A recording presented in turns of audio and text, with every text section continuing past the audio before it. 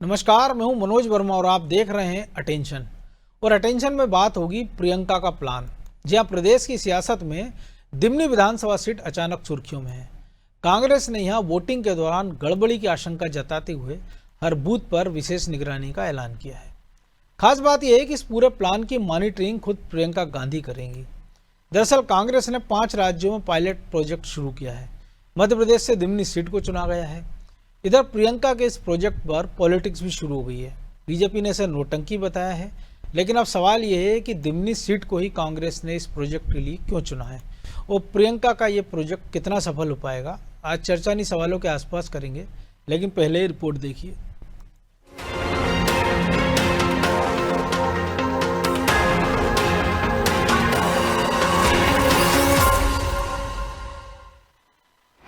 प्रियंका गांधी का प्रोजेक्ट, क्या एजेंडा भी होगा सेट?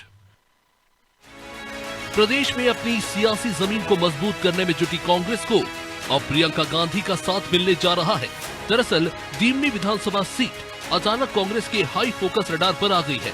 वोटिंग में गड़बड़ी की आशंका के चलते पार्टी ने यहां पर हर बूथ पर विशेष निगरानी का ऐलान किया है। खास बात यह है कि इसकी मॉनिटरिंग खुद कांग्रेस सांसद प्रियंका गांधी करने वाली है। कांग्रेस 5 राज्यों में एक विधानसभा सीट पर पायलट प्रोजेक्ट शुरू कर चुकी है। मध्य प्रदेश से दिमनी सीट को चुना गया है। प्रियंका गांधी ने दिमनी की जिम्मेदारी राजस्थान के पूर्व विधायक गोपाल राम मेघवाल को सौंपी है। इस प्रोजेक्ट के तहत 20-20 बूथों के क्लस्टर बनाए जाएंगे और हर क्लस्टर पर एक बूथ रक्षक तैनात होगा। अब प्रियंका गांधी के इस प्रोजेक्ट को प्रदेश कांग्रेस कैसे देख रही है, वो जान लीजिए।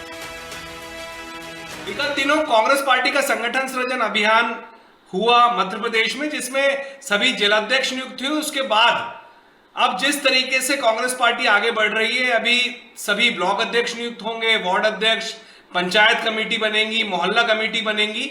उसी के साथ साथ जिस तरीके से प्रियंका गांधी जी के बूथ का जो चर्चा हो रही है कि दिमनी को चुना गया है, तो एक प्रोजेक्ट अलग चल रहा है जिसमें हमारे जो कार्यकर्ता हैं वो बूथ पे तैनात होंगे। किस तरीके से बूथ पर काम करना है उसकी जानकारी भी दी जाएगी और ये भी एक संगठन सृजन अभियान का हमारा एक हिस्सा है। इधर बीजेपी ने प्रियंका गांधी के प्रोजेक्ट पर तंज कसना शुरू कर दिया। याद हो तो यूपी चुनाव में भी प्रियंका लड़की हूं, लड़ सकती हूं जैसे कैंपेन लेकर आई थी, जो फ्लॉप साबित हुआ। लिहाजा बीजेपी फिर प्रियंका गांधी और कांग्रेस पर हमलावर है।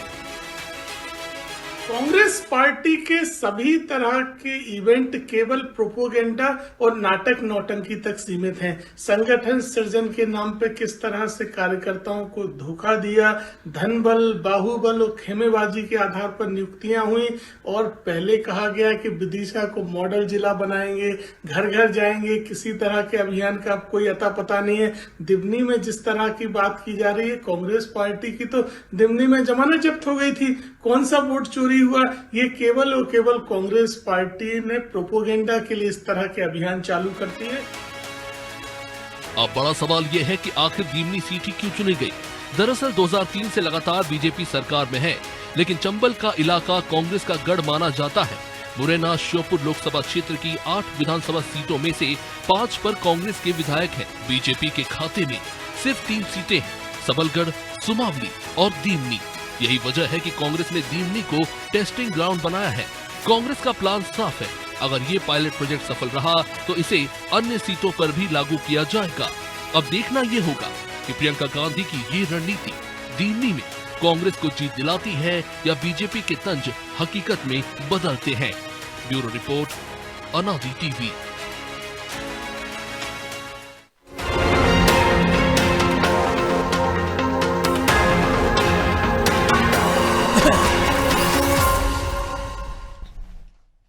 तो इसी पर चर्चा करने के लिए हमारे साथ जुड़ गए वरिष्ठ पत्रकार अशोक शुक्ला और हमारे सहयोगी प्रभु पटेरिया और ब्रजेश चौक से। बहुत स्वागत है शुक्ला जी आपका अनादि टीवी में।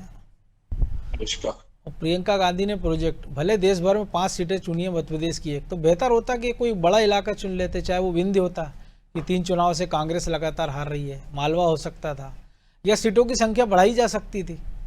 एक सीट पर इस एक्सपेरिमेंट का फायदा क्या, और अगर 5 राज्यों की 5 सीटें, वो भी सारी की सारी हिंदी पट्टी की। इनके पायलट प्रोजेक्ट में क्या कार्यक्रम शामिल है, किस तरीके से वहां पर ये अपने प्रोजेक्ट को उसको क्रियान्वित करेंगे। और चूंकि अभी तो कोई बूथ लेवल चुनाव पर में कांग्रेस को मजबूत करेंगे और एक एक बूथ पे 20-20 लोग तैनात करेंगे, ये उनका आप प्लान है। संगठन को मजबूत कीजिए, पहले आप संगठन को मजबूत कर लीजिए, कोई एक मजबूत नेता दे दीजिए मध्य प्रदेश में जिसको जनता जो है जिससे अपेक्षा रखती हो, जिसकी जन स्वीकार उठती हो, पहले आपको एक नेता दीजिए आप इस तरह से। अभी आपके संगठन में ही देखिए कितनी सरपुटबल मची हुई है, आपका संगठन मजबूत नहीं है, आप माइक्रो मैनेजमेंट में लगे हुए हैं। माइक्रो मैनेजमेंट उस पार्टी इसके पास में संगठन में निष्ठावान कार्यकर्ताओं की बड़ी संख्या हो, उनको अलग अलग जिम्मेदारी दी जाए, फिर समझ में आती है बात कि आपका ये माइक्रो मैनेजमेंट चाहे वो बूथ रक्षक का हो या किसी भी तरह से हो। और दिमनी जहां पे एक बड़े अंतर से इनको हार का सामना करना पड़ा है, उस मुझे लगता है कि शायद कांग्रेस अब ये कोशिश कर रही है कि जहां बहुत बड़े मार्जिन से उनको हार का सामना करना पड़ा है, वहां वो पार्टी को मजबूत करने की कोशिश कर तो रही फिर है। तो भोपाल में हम देख रहे हैं हुजूर सीट हैगी, इंदौर की 2 नंबर सीट हैगी, बगल की बुधनी सीट है, 1-1 लाख की हार हुई है। भोपाल में गोविंदपुरा सीट है, मंडेला जी जीते थे काफी बड़े मार्जिन से, हाँ, जीते गोविंदपुरा सीट है। शिवराज जी भी काफी बड़े मार्जिन के अंतर से चुनाव जीते थे। मतलब कांग्रेस की आप मध्य प्रदेश में स्थिति देखिए ना, लोकसभा की एक भी सीट आपके पास में नहीं है, लोकसभा में भी एक बड़े अंतर से इनके प्रत्याशियों को हार का सामना करना पड़ा। विधानसभा में इनकी स्थिति जो थी वो 2018 की स्थिति तो बेहतर थी, 2020 आते आते वो और कमजोर हो गई। इनके पास में लीडरशिप नहीं है, इनके पास में अच्छे कार्यकर्ता नहीं है, इनके अंदर जो सरपुटबल का माहौल है उसके चलते ये पार्टी जो है इकट्ठी हो ही नहीं पा रही है, खड़ी नहीं हो पा रही है। अब प्रियंका आई है मध्य प्रदेश में, हालांकि प्रियंका एक ऐसा चेहरा है जिनकी जन स्वीकार उठती है, जनता उनको सुनना पसंद करती है, वो बोलती भी अच्छा है, वक्ता भी अच्छी है वो। हालांकि जैसा भी आपने उसमें दिखाया भी आपने कि वहां उत्तर प्रदेश में उनका जो अभियान था, उनकी जो जिम्मेदारी थी, उसमें उनको कामयाबी नहीं मिली। मध्य प्रदेश में वो कामयाब होगी या नहीं होगी इसका तो आपको पता लेकिन जो चलेगा। उनके समर्थक है वो भी उनकी सबसे बड़ी खासियत ये बताते हैं कि उनकी नाक इंदिरा गांधी से मिलती जुलती है। तो ये तो मुझे नहीं लगता किसी नेता की खासियत होना चाहिए। ये बात काफी हद तक ठीक है कि हम लोग एक चेहरा चुनते हैं। मनमोहन सिंह खराब प्रधानमंत्री नहीं थे, लेकिन उनसे बेहतर चेहरा मोदी जी का दिख रहा था, तो मोदी जी को चुन लिया। 2018 के इलेक्शन में आइए आप, उसमें भी एक चेहरा दिख रहा था, साफ सुथरा चेहरा सिंधिया का दिख रहा था, तो शिवराज से ज्यादा अच्छा दिख रहा था वो, तो हम लोग उसके साथ में चले गए। फिर 23 में आइए तो कमलनाथ का चेहरा उतना अच्छा नहीं दिख रहा था जितना शिवराज जी का चेहरा अच्छा। लेकिन 4 में तो अटल जी के सामने कोई चेहरा ही नहीं था ना। तो अटल जी तो तीन बार मौका दिया देश की जनता ने, ठीक है उनको पूर्ण बहुमत नहीं मिला, लेकिन चेहरे की महत्वपूर्ण भूमिका होती है और इसीलिए फिल्मी स्टारों को भी पार्टियां टिकट देती हैं। तो प्रियंका एक ऐसा चेहरा है कांग्रेस के पास में, अभी आप ही वो पिटा हुआ चेहरा नहीं है। राहुल गांधी तो लगभग पिट चुके थे, वो फिर दोबारा उन्होंने अपने को रिस्टोर किया है, लेकिन प्रियंका को आप ये कह सकते हैं कि अभी उस तरह से नहीं है ये बाकी जैसे उनकी लीडरशिप जो है अब वो लगभग समाप्ति की ओर, उनकी कोई लोकप्रियता नहीं है। प्रियंका की लोकप्रियता तो है, इससे इंकार नहीं किया जा सकता है। तो ये एक फायदा है क्या प्रियंका गांधी को कि बंद मुट्ठी मध्य प्रदेश के लिहाज से? उत्तर प्रदेश में तो खुल गई, क्योंकि कुल जमा 2 विधानसभा सीटें मिली थी और वोट शेयर भी हमने देखा था। और ये दिलचस्प बता कि फिर 1 लोकसभा सीट जीती उन्होंने वहां से, और राज्यसभा में उत्तर प्रदेश से 3 लोगों को अलग अलग राज्यों से कांग्रेस ने फिर राज्यसभा में भेजा। उत्तर प्रदेश में बहुत लंबे अरसे से कांग्रेस जो है हाशिए पर है, वहां पे कांग्रेस को पुनर्जीवित करने के लिए बहुत कुछ करना पड़ेगा। इस तरह की कोई लीडरशिप वहां पर नहीं है। कांग्रेस वहां देखिए कब से नहीं है, 2014 के पहले से नहीं है और उसके पहले से नहीं है कांग्रेस। जब राम मंदिर का विध्वंस हुआ, लेकिन 90 अप्रैल से देख लीजिए तब से नहीं है, वहां पे कांग्रेस नहीं है। तो मध्य प्रदेश में लेकिन ये स्थिति नहीं, मध्य प्रदेश में एक वापसी 2018 में कांग्रेस ने की है, तो अभी मध्य प्रदेश की स्थिति जो है उत्तर प्रदेश से इसकी तुलना तो सवाल ये है ना कि फिर एक बार उनको अगर यही प्रयोग करना था तो उत्तर प्रदेश में कर लेना था, क्योंकि 27 में वहां चुनाव होना है और यहाँ तो अभी टाइम है मध्य प्रदेश में तो 28 में चुनाव होना है। देखिए एक बार वहां वो सफल हो चुकी हैं, फिर दोबारा सफल हो जाएंगी, तो उनकी जो एक अभी लोकप्रियता बुलाने की जो कोशिश कांग्रेस कर रही है वो भी पिटे हुए नेताओं में उनकी गिनती होने लगी। नहीं तो जब 100 चुनाव राहुल के नेतृत्व में लड़ सकते हैं तो 2 चुनाव प्रियंका के में सही। हाँ ठीक कह रहे हैं आप, लेकिन मध्य प्रदेश में मुझे लगता है कि अभी कांग्रेस के लिए परिस्थिति उतनी बदतर नहीं है जितनी उत्तर प्रदेश में हो गई है, इसलिए मध्य प्रदेश में प्रियंका को एक मौका दिया जा रहा है। लोकसभा में अच्छी खासी सीटें उनको मिली है, लेकिन प्रभु जी मध्य प्रदेश की हम बात करें तो इसी जो 2023 के चुनाव थे 12 सीटें ऐसी थी जिसमें जीत हार का अंतर 1000 वोट से कम था, और इसमें से 9 सीटें कांग्रेस ने जीती और 3 बीजेपी को मिली है। सबसे छोटी जो जीत थी हमने देखा था कि शाजापुर सीट की थी। 65,000 बूथ है मध्य प्रदेश में, और अगर दिमनी की बात करें तो 100 सवा 200 के आसपास वहाँ पर बूथ हैं, तो उस क्षेत्र को पकड़ के फायदा क्या है? अगर आपको ताकत लगानी है तो उन आजे सीटों पे लगाओ, जैसे बीजेपी ने प्रयोग किया कि एक बार ठान लिया कि हमको गुना भी जीतना है, छिंदवाड़ा भी। एक चुनाव में गुना जीता और दूसरे में मिला के गुना छिंदवाड़ा दोनों जीत ली। देखिए मनोज, ये बात ही गलत है कि आप जो है एक सीट पर फोकस करके ताकत लगा के आपको सरकार बनाने का सपना देखेंगे। 230 सीटें हैं मध्य प्रदेश में, यदि वो दिमनी पर कांग्रेस फोकस कर रही है तो इसलिए नहीं कर रही है, जैसा आप जो बता रहे हैं कि जो कम मार्जिन की हारी हुई सीटों पर यदि वो फोकस करे, 30-32 सीटें जो भी हैं तो उसको फायदा होगा। लेकिन दिमनी उसलिए फोकस करती हुई मुझे नहीं दिख रही कांग्रेस की कम मार्जिन के कारण फोकस कर रही है। वहां पर कुछ अलग कारण मार्जिन तो 50,000 का था उनका, तो प्रत्याशी तीसरे नंबर पर था, 24,000 वोट, तीसरे नंबर पे प्रत्याशी था, बड़े मार्जिन से हार हुई थी। दिमनी वो क्षेत्र है जहां पर कि यदि हम 1977 से लेके अभी तक देखते हैं तो 12 चुनाव में कांग्रेस 2 चुनाव और 1 उपचुनाव जीती है। 2020 का उपचुनाव जो था वो जीती है, इसके पहले 18 का चुनाव जीती है और 1993 में जीती थी। कांग्रेस का वहाँ जीत का इतिहास ही नहीं रहा है। 2013 में बसपा वहाँ पर विधायक बनाने में कामयाब रही थी। इसके पहले बाकी सब देखिए, 70 में जनता पार्टी का विधायक रहा वहाँ से, उसके बाद भारतीय जनता पार्टी लगातार जीतती चली आ रही थी। तो एक तरीके से बीजेपी का गढ़ भी हम उसको कह सकते हैं दिमनी को। लेकिन दिमनी की जो विधानसभा है उसका जो क्षेत्र है वो ग्वालियर चंबल अंचल में, जहाँ पे कई सीटों पर कांग्रेस जीतती रही है। ग्वालियर चंबल उस अंचल में है जहाँ से वो राजस्थान उत्तर प्रदेश को भी टच करता हुआ दिखता है, वहाँ पर वहाँ का प्रभाव दिखता है। तो वो सारी चीज़ों को देखता है और बहुजन समाज पार्टी वहाँ जीत चुकी है, तो बसपा का भी प्रभाव है, त्रिकोणीय संघर्ष वहाँ पर होता रहा है।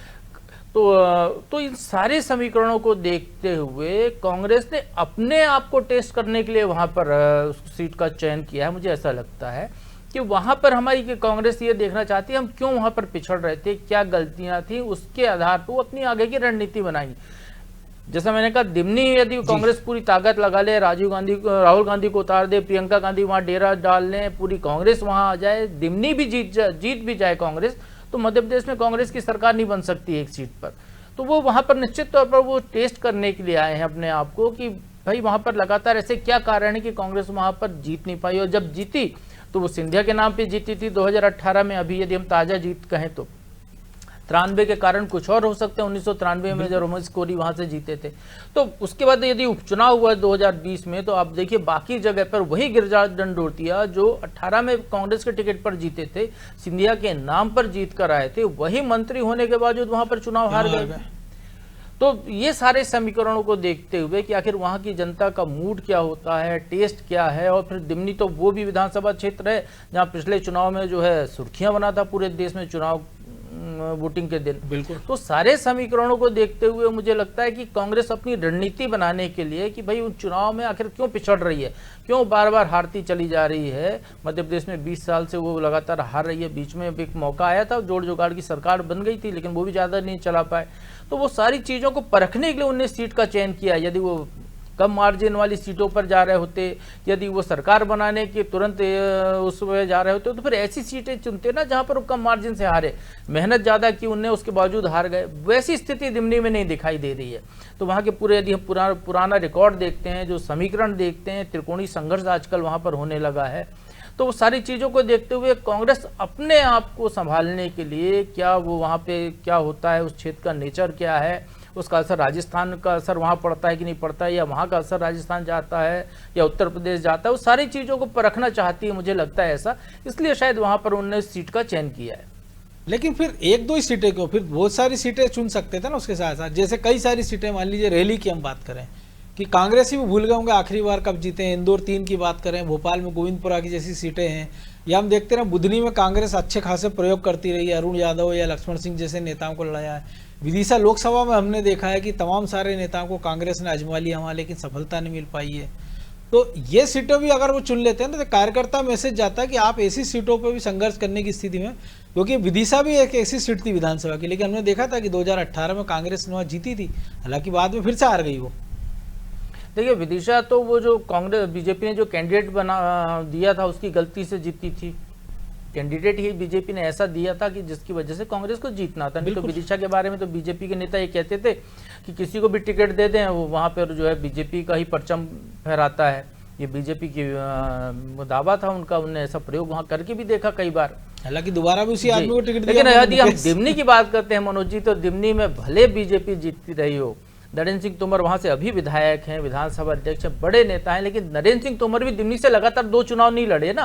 बिल्कुल। नरेंद्र सिंह तोमर को भी एक बार चुनाव लड़ने के बाद लगता था कि नहीं यार कुछ गड़बड़ है, तो तो उनको ये सीट इतिहास बदलनी तो उनका पड़ती। लोकसभा में भी रहा है जी। कि कभी ग्वालियर चले जाते हैं, कभी मुरैना चले तो जाते उनको हैं। सीट बदलनी पड़ी। वो शिव मंगल सिंह तोमर जो अभी विधायक सांसद बने हैं, वो लगातार 2 चुनाव वहां से हारते चले गए। वो उनको टिकट देती रही भारतीय जनता पार्टी, वो चुनाव हारते रहे, जबकि उसी सीट पर मुंशी लाल जो है कई सालों तक लगातार जीतते रहे।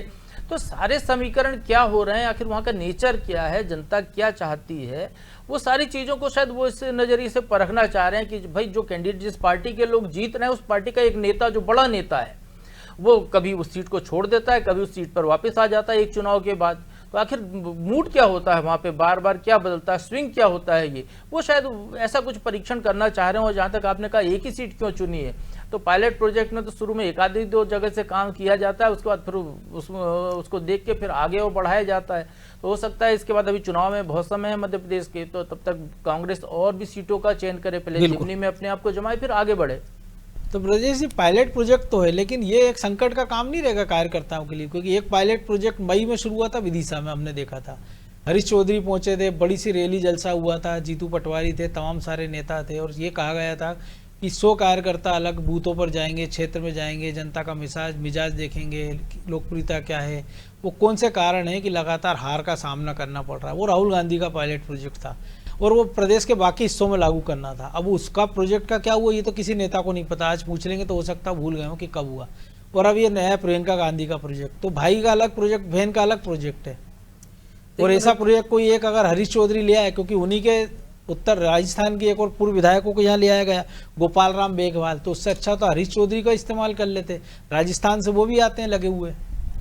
मनोज जी ये जो है प्रोजेक्ट है प्रियंका गांधी का, वो राहुल से ही जुड़ा हुआ है। वोट चोरी का जो राहुल गांधी ने आरोप लगाए हैं उसको ध्यान में रखते हुए यहाँ पे बूथ रक्षक आप चयन करने वाले हो, आप बूथ कमेटियाँ बनाने वाले हो, 20-20 बूथ का एक क्लस्टर बनाने वाले हो, ये देखने वाले हो कि वहाँ पे आपको ट्रेनिंग किस तरह से दी जाएगी कि फार्म 6, 7, 8 कैसे भरना है, आपको आपत्ति कैसे दर्ज कराना है, आपको मकानों में कैसे चेक करना है कि 80-80 वोट तो नहीं है, कितने वोट बढ़ गए थे पिछले समय में और अब कितने वोट जुड़ गए हैं, कितने कटे हैं, ये सब आकलन करना है। इसकी पूरी ट्रेनिंग दी जाएगी, उनको बाकायदा ट्रेनिंग दी जाएगी।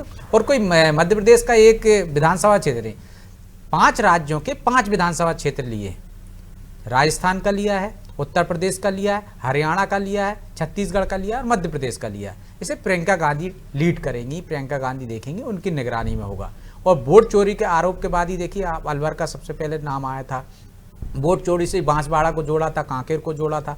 इस वजह से इन 5 सीटों को जो लिया है, मैं जहाँ तक मुझे जो मैंने आकलन किया है, जो देखा है, उसमें सर्वाधिक एक कॉमन चीज़ है कि यहाँ वोटर की जो बात करें हम तो वहाँ एससी का वोटर बड़ा फैक्टर है।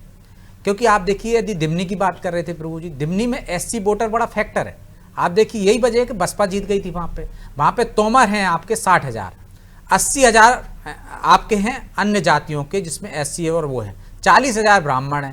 आप जो हिंट दे रहे थे प्रभु जी कि पिछली बार सुर्खियाँ बना था, क्यों बना था, देखो एक हेडिंग छपी थी, बिल्कुल ठाकुर आया, ठाकुर ब्राह्मणों को ये कहा गया कि एक उनको क्षेत्र में कैद कर दिए गए। तो यहाँ संभावना दिखती है कांग्रेस को कि यहाँ वोट चोरी हुई है। तो वोट चोरी रोकने के लिए उन्होंने कहा इसको पायलट प्रोजेक्ट में हम अपने वोट को यहाँ पे कैसे मजबूत करें, इसलिए उन्होंने दिमनी को चुना है। अब बांसवाड़ा की बात कर लें, एससी के लिए आरक्षित सीट है, गोरखपुर में आती है, इसको क्यों चुना?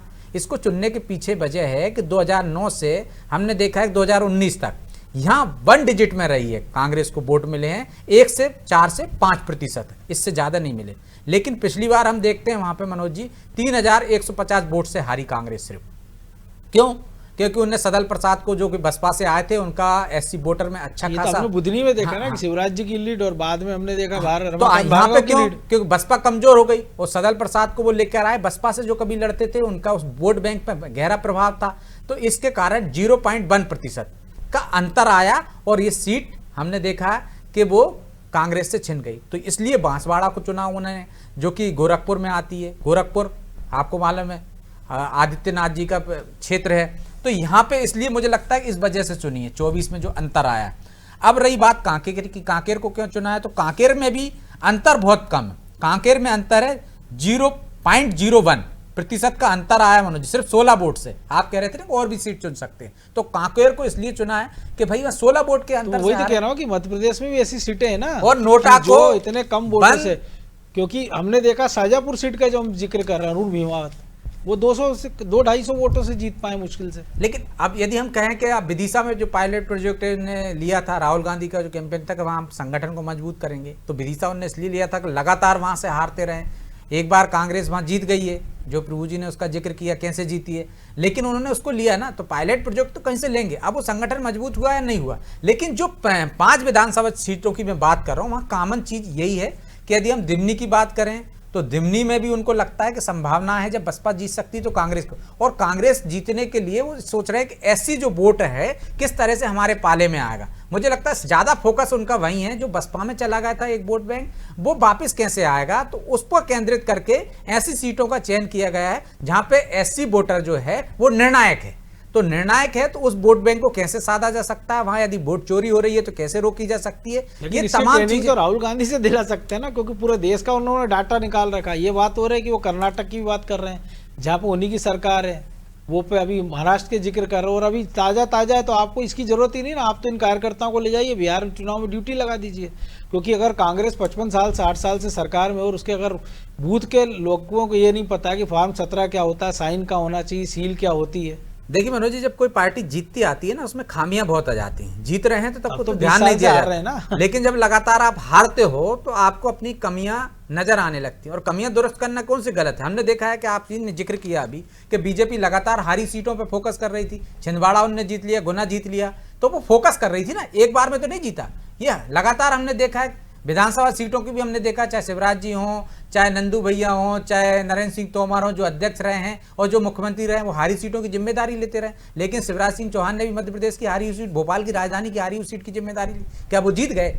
लेकिन कोशिश कर रहे हैं ना, कोशिश करने में क्या बुराई। यदि वही काम कांग्रेस कर रही है कि कुछ सीटों पर वो फोकस कर रही है, यदि वहां पे देख रही है हारी हुई सीटों को जीतने की रणनीति बना रही है, तो भाई बीजेपी भी तो एक दिन में नहीं जीत पाई है ना। तो कांग्रेस को प्रयास करने में मुझे लगता है इसमें कोई बुराई नहीं है, लेकिन वो अमल में किस स्तर पर आता है, जो आपने जिक्र किया कि विदिशा जैसा हाल ना हो जाए, जो पहले प्रयोग किए राहुल गांधी ने यूथ कांग्रेस में, वैसा हाल ना हो जाए। लेकिन अभी तो शुरुआती दौर में इसकी क्या रणनीति के तहत कैसे आगे बढ़ता है, कितना सफल होता है, ये तो आने वाला समय बताएगा। लेकिन प्रयोग तो मुझे नहीं लगता कोई इसमें गड़बड़ी है। प्रयोग वो जो भी रणनीति के तहत कर रहा हूँ, क्या अपने वोट बैंक को वापस लाने के लिए कर रहा हूँ, उन्होंने जो 5 सीटें चुनी हैं, यदि प्रियंका गांधी का भी टेस्ट हो जाएगा, भले ही हमने देखा है कि उत्तर प्रदेश में लड़की हूँ लड़ सकती हूँ का नारा लेकर वो आए थे और उसमें सफलता मिली हो ना मिली हो, लेकिन यदि दूसरा प्रयोग कर रहे हैं तो निश्चित तौर पर उसका कुछ ना कुछ तो फायदे होंगे। एक प्रयोग हमने देखा बावरिया ने किया था 2018 में, फायदे हुए थे ना, तो प्रयोग करने में क्या बुराई। यहाँ प्रियंका गांधी का नाम जुड़ा है, हो सकता है कार्यकर्ता उसी से मोटिवेट हो जाएं कि प्रियंका खुद देख रही हैं, वो खुद मॉनिटरिंग कर रही हैं, तो अपने नंबर बढ़ाने के लिए वह बेहतर तरीके से काम कर जाएं और कांग्रेस का भला हो जाए। बिल्कुल प्रयोग बुराई नहीं, लेकिन सवाल ये है ना कि अगर कार्यकर्ता भी यही मान लेगा कि प्रयोग ही है तो क्या करना है, तो ये संकट बढ़ा देता है। बहरहाल वक्त इतना ही था, बहुत धन्यवाद शुक्ला जी। तो प्रियंका का प्लान जो भी हो, लेकिन अगर मध्य प्रदेश के सीट को चुना है तब ये क्या सोचकर चुना, ये तो प्रियंका गांधी या उनके सलाहकार बेहतर बता सकते हैं। लेकिन इतना ज़रूर है कि अगर पायलट प्रोजेक्ट के तौर पर चुनना था तो ऐसी सीटें चुनी जा सकती थी जहां लगता था कि किसी एक नेता को घेराबंदी करके अपने कार्डर को मजबूत संदेश दिया जा सकता था। लेकिन चूंकि कांग्रेस की अपनी रणनीति है, उसके पीछे क्या कारण हो सकते हैं ये तो आने वाला वक्त बताएगा। अटेंशन में आज इतना ही, मुझे दीजिए इजाज़त और आप देखते रहिए अनादि टीवी। नमस्कार।